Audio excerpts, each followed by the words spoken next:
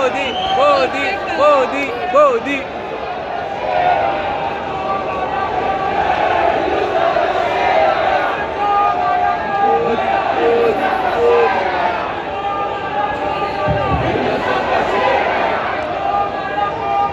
छत्रपती शिवाजी महाराज, महात्मा ज्योतिबा फुले, सावित्रीबाई फुले, महर्षी कर्वे यांच्यासह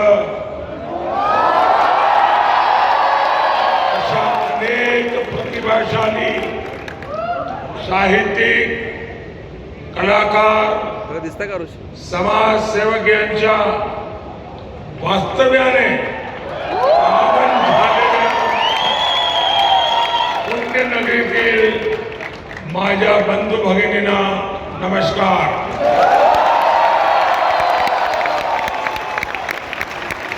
इस कार्यक्रम में उपस्थित महाराष्ट्र के गवर्नर श्रीमान भगत सिंह कोश्यारी जी,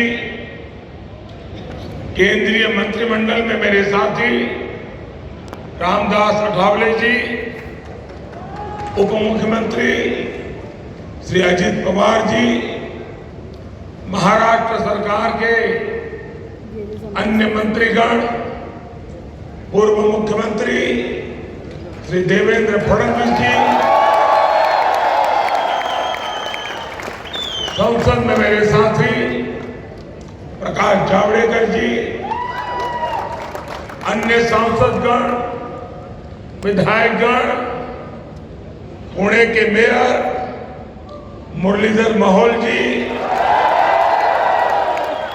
पिंपरी चिंचवड़ की मेयर श्रीमती माई घोरे जी, यहाँ उपस्थित अन्य सभी महानुभाव, देवी और सज्जनों, इस समय देश आजादी के 75 वर्ष निमित्त आजादी का अमृत महोत्सव मना रहा है। भारत की आजादी में पुणे का ऐतिहासिक योगदान रहा है। लोकमान्य तिलक, चापेकर बंधु, गोपाल गणेश अगरकर, सेनापति बापट, गोपाल कृष्ण देशमुख, आर.जी. भंडारकर, महादेव गोविंद रानडे जी जैसे अनेक इस धरती के सभी स्वतंत्रता सेनानियों को मैं आदरपूर्वक श्रद्धांजलि देता हूं।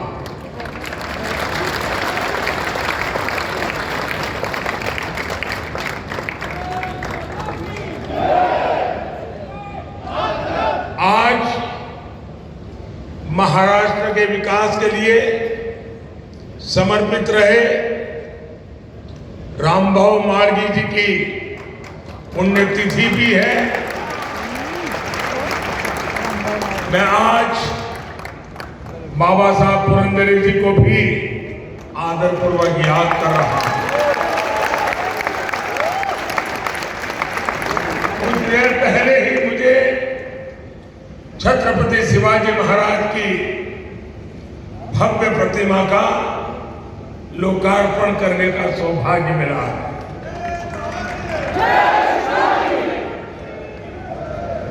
हम सभी के हृदय में सदा सर्वदा बसने वाले छत्रपति शिवाजी महाराज की ये प्रतिमा युवा पीढ़ी में, आने वाली पीढ़ियों में राष्ट्र भक्ति की प्रेरणा जगाएगी। आज पुणे के विकास से जुड़े अनेक अन्य प्रकल्पों का उद्घाटन और शिलान्यास भी हुआ है।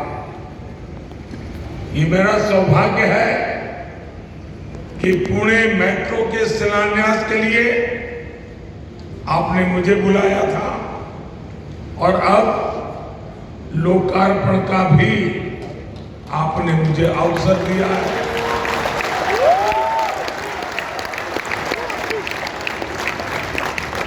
पहले शिलान्यास होते थे, पता नहीं चलता था, अब उद्घाटन होगा।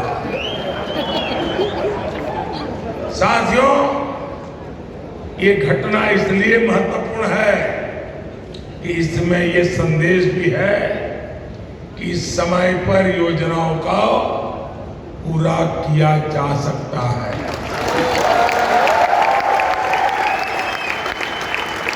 आज मूला मुठा नदी को प्रदूषण से मुक्त करने के लिए 1100 करोड़ रुपए के प्रोजेक्ट पर भी काम आरंभ हो रहा है। आज पुणे को ई बसें भी मिली है। बानेर में ई बस के डिपो का उद्घाटन हुआ है और इन सबके साथ, और मैं उषा जी को अभिनंदन देता हूं, आज पुणे के अनेक विविधता भरे जीवन में एक सुहाना तोहफा आर.के. लक्ष्मण जी को समर्पित एक बेहतरीन आर्ट गैलरी म्यूजियम भी पुणे को मिला है। मैं उषा जी को, उनके पूरे परिवार को, क्योंकि मैं लगातार उनके संपर्क में रहा हूं, उनका उत्साह, एक मन में लगन और काम को पूरा करने के लिए दिन रात जुटे रहना, मैं वाकई पूरे परिवार का, उषा जी का अभिनंदन करता हूं। इन सभी सेवा कार्यों के लिए मैं आज पुणे वासियों को बहुत बहुत बधाई देता हूं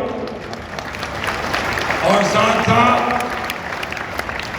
हमारे दोनों मेयर साहिबान को, उनकी टीम को तेज गति से विकास के अनेक काम करने के लिए भी बहुत बहुत बधाई देता हूं।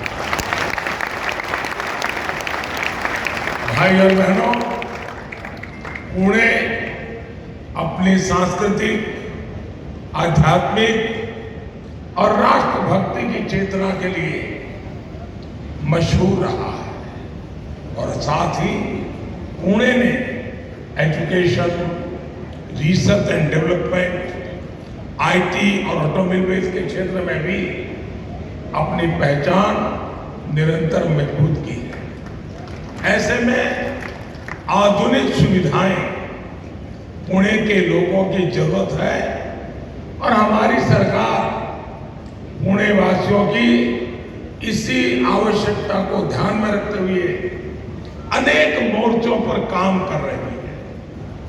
अभी थोड़ी देर पहले मैंने गरवारे में आनंद नगर तक पुणे मेट्रो में सफर किया है। ये मेट्रो पुणे में मोबिलिटी को आसान करेगी, प्रदूषण और जाम से राहत देगी, पुणे के लोगों की ईज ऑफ लिविंग बढ़ाएगी। 5-6 साल पहले हमारे देवेंद्र जी जब यहां मुख्यमंत्री थे तो इस प्रोजेक्ट को लेकर वो लगातार दिल्ली आते रहते थे, बड़े उमंग और उत्साह के साथ वो इस प्रोजेक्ट के पीछे लगे रहते थे। मैं उनके प्रयत्नों का भी अभिनंदन करता हूं। साथियों, कोरोना महामारी के बीच भी इस सेक्शन आज सेवा के लिए तैयार हुआ है। पुणे मेट्रो के संचालन के लिए सोलर पावर का भी व्यापक उपयोग हो रहा है। इससे हर साल लगभग 25,000 टन कार्बन डाइऑक्साइड का एमिशन रुकेगा। मैं इस प्रोजेक्ट से जुड़े सभी लोगों का, खास करके सभी श्रमिकों का हृदय से आभार व्यक्त करता हूं। आपका ये योगदान पुणे के प्रोफेशनल्स, यहां के स्टूडेंट्स, यहां के सामान्य मानवी को बहुत मदद करेगा। साथियों, हमारे देश में कितनी तेजी से शहरीकरण हो रहा है, इससे आप सभी भली भांति परिचित हैं। माना जाता है कि साल 2030 तक हमारी जनसंख्या, शहरी जनसंख्या 60 करोड़ को पार कर जाएगी। शहरों की बढ़ती हुई आबादी अपने साथ अनेक अवसर लेकर के आती है, लेकिन साथ साथ चुनौतियां भी होती हैं। शहरों में एक निश्चित सीमा में ही फ्लाईओवर बन सकते हैं। जनसंख्या बढ़ती जाए, कितने फ्लाईओवर बनाएंगे, कहां कहां बनाएंगे, कितनी सड़कें चौड़ी करेंगे, कहां कहां करेंगे। ऐसे में हमारे पास विकल्प एक ही है, मास ट्रांसपोर्टेशन। मास ट्रांसपोर्टेशन की व्यवस्थाओं का ज्यादा से ज्यादा निर्माण। इसलिए आज हमारी सरकार मास ट्रांसपोर्टेशन के साधनों और विशेषकर मेट्रो कनेक्टिविटी पर खास ध्यान दे रही है। 2014 तक देश के सिर्फ दिल्ली एनसीआर में ही मेट्रो का एक व्यापक विस्तार हुआ था। बाकी इक्का दुक्का शहरों में मेट्रो पहुंचनी शुरू हुई थी। आज देश के 2 दर्जन से अधिक शहरों में मेट्रो या तो ऑपरेशनल हो चुकी है या फिर जल्द चालू होने वाली है। इसमें भी महाराष्ट्र की हिस्सेदारी है। मुंबई हो, पुणे पिंपरी चिंचवड हो, ठाणे हो, नागपुर हो, आज महाराष्ट्र में मेट्रो नेटवर्क का बहुत तेजी से विस्तार हो रहा है।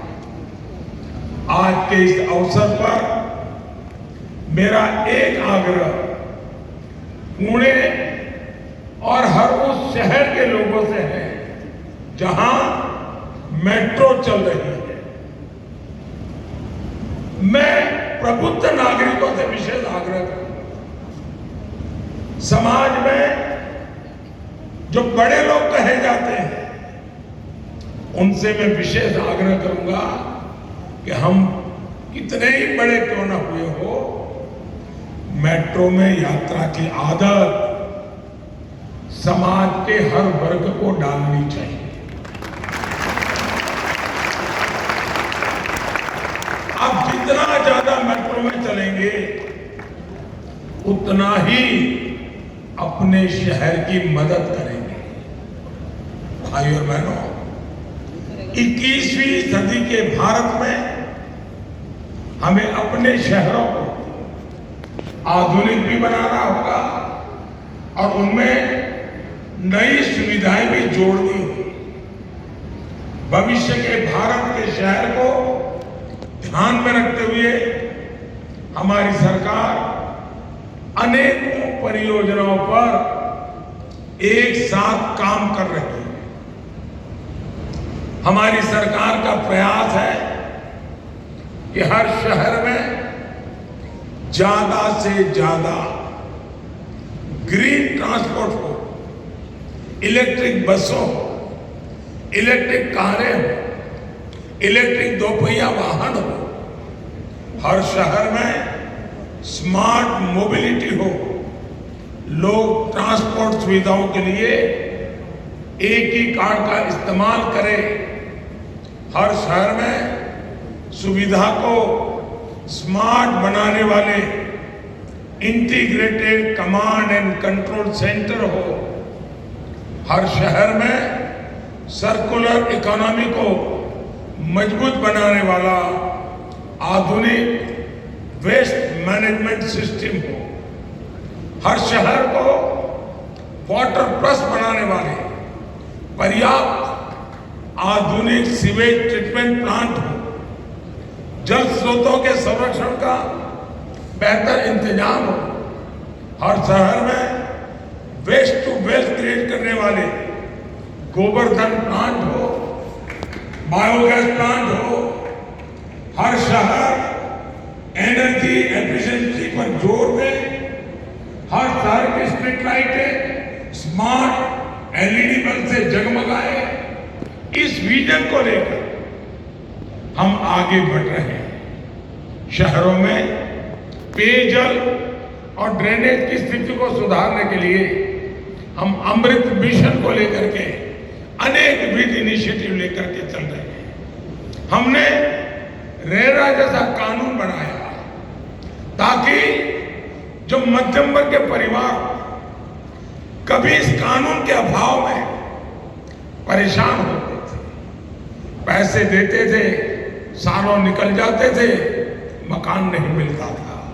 उन सारी समस्याओं का समाधान जो कागज पे बताया जाता था वो मकान नहीं होता था, बहुत सारी अव्यवस्थाएं होती थी। एक प्रकार से हमारा मध्यम वर्गीय परिवार जो जिंदगी की बहुत बड़ी पूंजी से अपना एक घर बनाना चाहता है, वो घर बनने से पहले ही अपने साथ चीटिंग हुआ महसूस करता है। इस मध्यम वर्ग के लोगों को, घर बनाने वाली इच्छा रखने वालों को सुरक्षा देने के लिए ये रेरा का कानून बहुत बड़ा काम कर रहा है। हम शहरों में विकास की स्वस्थ प्रतिस्पर्धा भी विकसित कर रहे हैं ताकि स्वच्छता पर स्थानीय निकायों का पूरा फोकस रहे। अर्बन प्लानिंग से जुड़े इन विषयों पर साल के बजट में भी ध्यान दिया गया है। भाई और बहनों, पुणे की पहचान ग्रीन फ्यूल के सेंटर के रूप में भी सशक्त हो रही है। प्रदूषण की समस्या से मुक्ति, कच्चे तेल के लिए विदेशी निर्भरता को कम करने और किसानों की आय बढ़ाने के लिए हम इथेनॉल पर, बायोफ्यूल पर फोकस कर रहे हैं। पुणे में बड़े स्तर पर इथेनॉल ब्लेंडिंग से जुड़ी सुविधाएं स्थापित की गई है। इससे यहां आसपास के गन्ना किसानों को भी बहुत बड़ी मदद मिलने वाली है। पुणे को स्वच्छ और सुंदर बनाने के लिए भी आज महानगर पालिका ने अनेक काम शुरू किए हैं। बार बार आने वाली बाढ़ और प्रदूषण से पुणे को मुक्ति देने में ये सैकड़ों करोड़ रुपए के प्रोजेक्ट बहुत उपयोगी होने वाले हैं। मूला मुठा नदी की साफ सफाई और सौंदर्यीकरण के लिए भी पुणे महानगर पालिका को केंद्र सरकार पूरा सहयोग दे रही है। नदियां फिर से जीवंत होगी तो शहर के लोगों को भी सुकून मिलेगा, उन्हें भी नई ऊर्जा मिलेगी। और मैं तो शहरों में रहने वालों को आग्रह करूंगा कि साल में एक बार तिथि तय करके रेगुलर नदी उत्सव मनाना चाहिए। नदी के प्रति श्रद्धा, नदी का महात्मा है, पर्यावरण की दृष्टि से प्रशिक्षण, पूरे शहर में नदी उत्सव का वातावरण बनाना चाहिए। तब जाकर के हमारे नदियों का महत्व हम समझेंगे, पानी के एक बूंद बूंद का हम महत्व समझेंगे। किसी भी देश में आधुनिक इंफ्रास्ट्रक्चर के विकास के लिए जो चीज सबसे जरूरी है वो है स्पीड और स्केल। लेकिन दशकों तक हमारे यहाँ ऐसी व्यवस्थाएं रही कि अहम परियोजनाओं का पूरा होने में काफी देर हो जाती थी। ये सुस्त रवैया देश के विकास को भी प्रभावित करता रहा। आज के तेजी से बढ़ते हुए भारत में हमें स्पीड पर भी ध्यान देना होगा और स्केल पर भी। इसलिए ही हमारी सरकार ने पीएम गति शक्ति नेशनल मास्टर प्लान बनाया। हमने देखा है कि अक्सर परियोजनाओं में देरी की वजह होती है, अलग अलग विभागों में, अलग अलग मंत्रालयों में, सरकार में तालमेल की कमी। इस वजह से होता यह है कि जब वर्षों के बाद कोई परियोजना पूरी हुई होती है तो वो आउटडेटेड हो जाती है, उसकी प्रासंगिकता ही खत्म हो जाती है। पीएम गति शक्ति नेशनल मास्टर प्लान इन्हीं सारे विरोधाभासों को दूर करने का काम करेगा। जब एक इंटीग्रेटेड फोकस के साथ काम होगा, हर स्टेक होल्डर के पास पर्याप्त जानकारी होगी, तो हमारे प्रोजेक्ट भी समय पर पूरे होने की संभावना बढ़ेगी। इससे लोगों की दिक्कतें भी कम होंगी, देश का पैसा भी बचेगा और लोगों को सुविधाएं भी ज्यादा मिलेंगी। भाइयों और बहनों, मुझे इस बात का भी संतोष है कि आधुनिकता के साथ साथ पुणे की पौराणिकता, महाराष्ट्र के गौरव को भी अर्बन प्लानिंग में उतना ही स्थान दिया जा रहा है। ये भूमि संत ज्ञानेश्वर और संत तुकाराम जैसे प्रेरक संतों की रही है। कुछ महीने पहले ही श्री संत ज्ञानेश्वर महाराज पालकी मार्ग और संत तुकाराम महाराज पालकी मार्ग का शिलान्यास करने का सौभाग्य मुझे मिला है। अपने इतिहास पर गर्व करते हुए आधुनिकता की विकास यात्रा यूं ही सतत चलती रहे, इसी कामना के साथ पुणे के सभी नागरिकों को फिर से बहुत बहुत बधाई, बहुत बहुत धन्यवाद।